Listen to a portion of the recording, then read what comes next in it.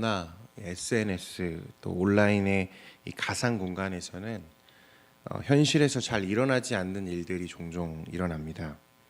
대표적인 게 이 많은 연예인들이 또 소위 악플러들의 이 악의적인 공격 때문에 이 공황 장애와 같은 이 정신과 진료를 받는다든지, 또 더 심해지면 이것을 법적으로 고발하는 일들이 종종 일어나는 것을 보게 됩니다. 이제 그런 악의적인 활동을 하는 사람들을 추적해서 잡아보면요, 우리의 예상으로는 그런 사람들은 분명 사회의 부적응자들이거나 굉장히 악질적인 사람들일 거라고 생각을 하는데, 너무나 당황스럽게도 그렇지 않은 경우들이 종종 있다는 거죠. 모 대학의 교수라든지 아니면 일반 회사원이라든지, 그도 아니면 아직 호적의 잉크도 마르지 않은 초등학생들이 그런 활동들을 하는 것을 보게 됩니다. 이게 익명성이 주는 무서움이죠. 현실에서는 드러내놓고 하지 못하는 말들도 익명성이 보장되는 이 가상의 현실에서는 여과 없이 할 수 있게 되는. 여러분, 과연 이 소셜 미디어와 같은 이 가려진 곳에서 드러나는 내 얼굴과 또 현실 세계에서의 내 얼굴, 분명히 둘 다 내 모습일 텐데 과연 어떤 게 진짜 내 얼굴일까? 성경에는 이처럼 겉과 속이 다른, 그래서 예수님께 이 회칠한 무덤이라고 책망받았던 바리새인들이 등장합니다. 그들의 치장한 겉모습은 그럴싸했지만 사실 그 속은 썩은 사람들이었습니다. 어제 최 목사님을 통해서 우리가 말씀을 들었습니다만, 오늘 본문 읽기 직전에요, 예수님과 바리새인들 사이에 안식일 문제로 논쟁이 있었습니다. 이제 안식일에 배가 고파서 제자들이 남의 밭에 들어가 이삭을 잘라 먹었습니다. 그러자 바리새인들은 득달같이 달려들어서 예수님을 비난했습니다. 어째서 당신의 제자들은 이 안식일에 하지 말아야 하는 이 노동, 이삭을 잘라 먹는 행위를 하는 것입니까? 당신과 당신의 제자들은 안식일을 어겼으니 참으로 불경건합니다. 이런 거죠. 예수님은 그에 대해서 다윗의 이야기를 들려주시면서 반박하셨습니다. 이 다윗이 사울에 쫓겨 다닐 때 이 제사장 아히멜렉을 방문했을 때인데요, 성막에 들어가서 제사장 외에는 먹을 수 없고 안식일에 마련된 이 진설병을 허락도 없이 허겁지겁 먹은 것을 우리가 다 알고 있습니다. 여러분, 그런데 생각해 보십시오. 다윗의 성정으로 미루어 볼 때 그것이 만약 안식일을 범하여 하나님께 죄를 짓는 행위였다면 그는 굶어 죽을 지언정 그 음식에 손을 대지 않았을 사람이라는 것을 우리가 다 압니다. 그런데 다윗은 거침없이 그 음식을 먹었습니다. 이것은 안식일이라 할지라도 인간이 그 생명을 위하여 먹을 때는 그것이 하나님 앞에 흠이 되지 않는다는 것을 우리에게 보여주는 거죠. 다윗은 적어도 안식일을 그렇게 인식하고 있었다는 것을 예수님이 말씀하고 계시는 것입니다. 여러분, 안식일은 사람을 가두고 정죄하기 위해 만들어진 게 아닙니다. 그에게 쉼과 안식을 통해서 기쁨과 만족을 누리도록 하나님이 마련하신 은혜의 날입니다. 그런데 바리새인들, 이 말씀, 하나님의 안식일을 그들은 어떻게 바꾸어 놓았습니까? 자신들의 종교적인 열심을 드러내는 날로 바꾸어 놓았습니다. 그리고 연약한 다른 사람들을 정죄하는 날로 바꾸었다는 거예요. 예수님은 그들의 이런 비열하고 저급한 이 내면의 욕망들을 적나라하게 비난하셨습니다. 여러분, 그들의 겉과 속이 얼마나 다른지 오늘 말씀을 보십시오. 그들이 논쟁에서 이제 할 말이 없어지자 어떻게 하려고 했습니까? 예수님을 죽이려고 논의했다 말씀합니다. 어떻게 그를 잡아 죽일까 고민했다는 거예요. 방금 전까지 안식일에 밀을 잘라 먹은 행위를 정죄하면서 예수님께 달려들었던 그들이 이제는 정죄할 길이 없자 안식일에 절대로 하지 말아야 하는 행동, 다른 사람을 죽이려고 하는 모의를 시작하고 있는 것을 보게 됩니다. 아니 안식일이 아니더라도 하지 말아야 하는 행동이죠.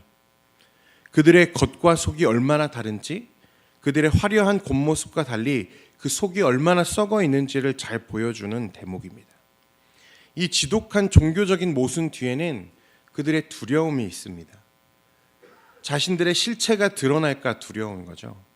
사람들 앞에서 종교적인 위세로 권위로 인정을 받아왔으나 자신들의 속이 얼마나 썩어 있는지, 하나님 앞에서 얼마나 자신의 내면이 별 볼 일 없는지 그들 스스로가 알았을 겁니다.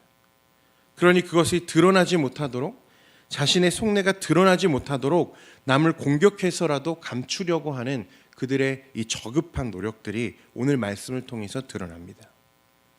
우리가 앞에서도 이야기했지만요, 여러분, 사람들에게는 감추고 싶은 모습이 있고 드러내고 싶은 모습이 있습니다. 감추고 싶은 것은 무엇입니까?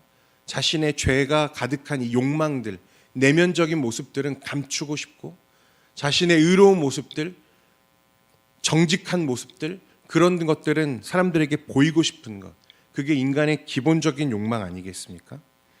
여러분, 그래서요, 아침 드라마에 빠지지 않고 등장하는 스토리가 이것들입니다.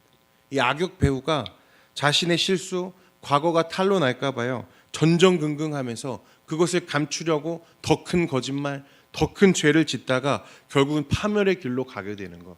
여러분, 우리가 너무나 드라마에서 많이 보지 않습니까? 여러분, 그 이야기가 성경에서도 드러나는 걸 우리가 보게 됩니다. 주 안에 사랑하는 성도 여러분, 하나님의 거룩을 위한, 경건을 위한 노력과 열심은 반드시 필요합니다. 그러나 그것은 우리의 자랑거리가 아니라는 것을 기억하시기 바랍니다. 내가 성경을 얼마나 읽었는지, 내가 얼마나 많은 시간 기도하는지, 내가 얼마나 예배를 빠지지 않고 참석하는지, 여러분, 우리가 자랑해야 할 것은 그런 것들이 아닙니다. 우리가 자랑해야 할 것은 나를 구원하신 예수 그리스도의 의이지, 여러분, 우리의 의가 아니라는 것입니다. 바라기는 오직 주님만 자랑하는 저와 여러분 되기를 소원합니다. 예수님은 그들의 계략을 아시고 조용히 그 자리를 피해 떠나셨습니다. 그렇게 하시면서도 많은 병자와 연약한 자를 돌보시고 그들에게 자신을 나타내지 말라고 경계하십니다. 자신의 의를 드러내기에 바빴던 이 바리새인들과는 너무나도 다른 길을 걸어가셨던 예수님이셨습니다. 계속되는 이 17절 이후의 말씀을 보면요, 그동안 안식일에 일어났던 이 두 사건과 또 오늘 본문에 기록된 대로 많은 병자들을 고치신 이 사건을 통해서 이 저자 마태가 강조하고 싶었던 핵심 주제가 기록되어 있습니다. 우리 말씀을 같이 한번 보겠는데요.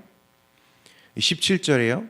이는 선지자 이사야를 통하여 말씀하신 바, 18절에 보라 내가 택한 종 곧 내 마음에 기뻐하는 바 내가 사랑하는 자로다. 내가 내 영을 그에게 줄 터이니 그가 심판을 이방에 알게 하리라. 그는 다투지도 아니하며 들레지도 아니하리니 아무도 길에서 그 소리를 듣지 못하리라.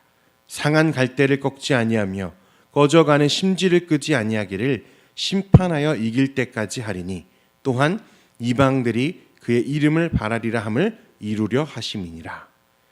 이사야서 42장 1절에서 4절 말씀입니다. 여호와의 종에 대한 예언의 말씀이 기록되어 있는데요, 마태는 이 장문의 말씀을 인용하면서 이 사건들을 통해서 이 예언의 말씀이 이 예수 그리스도를 통해 성취되었음을, 이 여호와의 종에 대한 예언들이 이 예수님을 통해서 성취되었음을 우리에게 선언하고 있는 것입니다.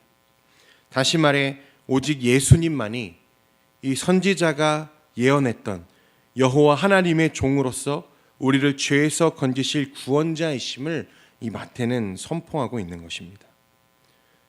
말씀에 보면 모든 사람이 자신의 의를 드러내려고 다투기 바쁠 때 예수님은 다투지도 들레지도 아니하시고 자신이 행한 일들을 나팔불지 않으며 아무도 길에서 그 소리를 듣지 못하도록 하시죠. 그럼에도 상한 갈대 같은 사람들, 꺼져가는 심지처럼 위태로운 자들을 붙잡아 주시며 일으켜 주시는 예수님이십니다.